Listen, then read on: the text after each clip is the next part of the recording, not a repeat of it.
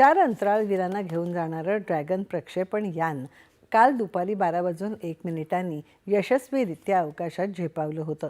शुभांशु शुक्ला यांनी या प्रवासादरम्यान आपल्या भावना व्हिडिओच्या माध्यमातून व्यक्त केल्या आहेत. अंतराळातून नमस्कार. माझ्या सहकारी अंतराळवीरांसोबत इथे येऊन मला खूप आनंद झाला आहे. हा अत्यंत सुंदर प्रवास होता असं सांगत त्यांनी अंतराळातील त्यांच्या प्रवासाची माहिती दिली आहे. एक सॉफ्ट टॉय राजहंस हातात घेऊन त्यांनी सांगितलं की भारतीय संस्कृतीत राजहंस हे ज्ञानाचं प्रतीक आहे. शुभांशु शुक्ला यांच्या रूपाने तब्बल 41 वर्षांनंतर भारतीय अंतराळवीर अंतराळात गेला असून यापूर्वी राकेश शर्मा हे अंतराळात जाणारे पहिले भारतीय होते. शुभांशु शुक्ला यांच्यासोबत या मोहिमेत नासाच्या माजी अंतराळवीर पेगी विट्सन, पोलंडचे स्वलोज उझान्स्की आणि हंगेरीचे टिबोर कापू यांचा समावेश आहे.